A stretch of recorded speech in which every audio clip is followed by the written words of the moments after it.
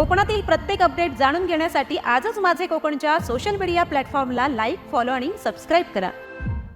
अलिबाग तालुक्यातील वरसोली बीच परिसरात पोलिसांनी अंमली पदार्थ विरोधात मोठी कारवाई केली आहे. सापळा रचून करण्यात आलेल्या कारवाईत ब्राऊन शुगर, गांजा आणि रोख रक्कम असा एकूण 3,18,100 रुपयांचा मुद्देमाल जप्त करण्यात आला. या कारवाई दरम्यान एका आरोपीला अटक करण्यात आली असून त्याच्या विरोधात NDPS कायद्यानुसार गुन्हा दाखल करण्यात आला आहे. या प्रकरणाचा पुढील तपास पोलीस करत आहेत. लोणेरे हद्दीत एक खुनाचा गुन्हा दाखल झालेला आहे. याच्यात पीडिता आहे पल्लवी प्रवीण मोरे. याच्यात आपल्याला आरोपी निष्पन्न झालेला आहे आणि त्याच्या शोधसाठी आपली क्राईम ब्रांच आणि पोलीस स्टेशनची 4 टीम जे आपले संबंधित ठिकाण आहे त्या ठिकाणी त्याचा शोध घेत आहे त्याला अटक करण्यासाठी. पण तपासादरम्यान काही गोष्ट आहे ज्याची आपल्याला गोपनीयता ठेवायची आहे जोपर्यंत आरोपी अटक होत नाही. एकदा आरोपी अटक झाल्यानंतर आपल्यासोबत सगळी डिटेल शेअर केली जाणार आहे.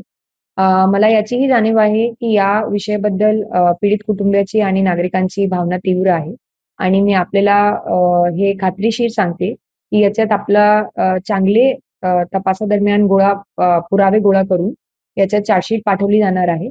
जेणेकरून आरोपीला सक्त शिक्षा होईल आणि सोबतच आपल्या माध्यमातून मी नागरिकांना आणि पीडित कुटुंबियांना आवाहन करते की आपण या दरम्यान पोलीस यंत्रणा आणि तपासादरम्यान सहकार्य करा.